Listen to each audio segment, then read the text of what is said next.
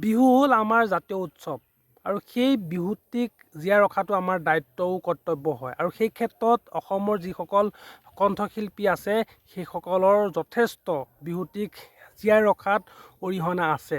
কিন্তু আমাৰ অসমতে কিছুমান এনেকুৱা ফাটলামি গায়ক গায়িকা আছে যিয়ে নেকি বিহুৰ নাম লৈ নিজে আচলতে নেম ফেম বনাব বিচাৰে, কিন্তু বিহুৰ নামত যিখিনি অশ্লীলতা ভৰা মেছেজ সমগ্ৰ অসমবাসীলৈ আচলতে আপোনাৰ বিয়পাই দিছে, সেইখিনিত কিন্তু বহুতেই ইতিমধ্যে সমালোচনা কৰিছে। আৰু আজি আমি আচলতে এনেকুৱা এগৰাকী গায়িকাৰ বিষয়ে কথা পাতিম যি নেকি বিহুটিৰ নাম লৈ কেৱল নিজৰ নেম ফেমৰ বাবে বিহুটিক এটা অশ্লীল ভৰা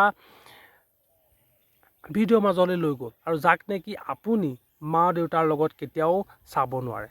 তেন্তে ব'লক পলম নকৰি আজি ভিডিঅ'টো আৰম্ভ কৰোঁ। যোৱাকালি মই ইউটিউবটো খুচৰি থাকোঁতে মৌ বিহু বুলি এটা বিহু ভিডিঅ' দেখা পালোঁ আৰু ভিডিঅ'ত আচলতে যিখন থাম্বনেইল লগাই থোৱা আছে সেই থাম্বনেইলখন দেখিলেই গম পায় যে আচলতে সেইটো বিহু কেনেকুৱা অশ্লীল মানদণ্ডৰ হ'ব। তাৰপিছত মই যাওঁ নাযাওঁকৈ ভিডিঅ'টোৰ মাজলৈ সোমাই গ'লোঁ আৰু ভিডিঅ'টোৰ মাজলৈ সোমাই গৈ বিহু গীতটিটো আপুনি অকণমানকৈ হ'লেও শুনিব পাৰে, কিন্তু বিহু গীতৰ আচলতে যিটো ভিডিঅ' সেইটো কিন্তু আপুনি মা দেউতাহঁতৰ লগত একেলগে বহি চাব নোৱাৰে, কাৰণ বেইচাৰ কাৰণে বিহু জ্ঞান আপোনাৰ বিহু গোৱা নিচিনা হ'ল।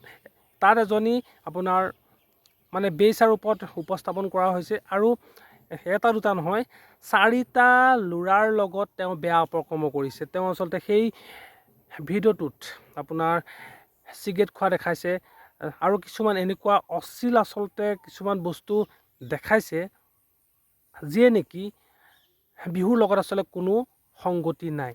আৰু তাৰ পিছতো অসমৰ কিছুমান জ্ঞানী মূৰ্খ মনে মনে আছে, কাৰণ বিহুত বেয়া কিবা এটা ওলালেই এজন সাংবাদিক আছে, সেইজন হ'ল অনুপম চক্ৰৱৰ্তী। তেওঁ আচলতে টেটু ফালি ফালি নিউজ চেনেলত তেওঁ কিছুমান শ্ব' পাতে, কিন্তু এই গানটো ওলোৱাৰ পিছত তেওঁ কিন্তু কোনো মতামত মই এতিয়ালৈকে দেখা পোৱা নাই, আৰু যদি তেওঁ কেনেবাকৈ মতামত দিছেও মই কিন্তু এতিয়ালৈকে চকুত পৰা নাই বা মই চোৱা নাই। কিন্তু চাওক যে বিহু হ'ল অসমীয়া জাতীয় উৎসৱ আৰু সেই বিহুটোক আমাৰ জীয়াই ৰাখিবলৈ হ'লে আমি বিহুক লৈ ভাল ভাল গীত উলিয়াব লাগিব, আমি ভাল ভাল কাম কৰি যাব লাগিব।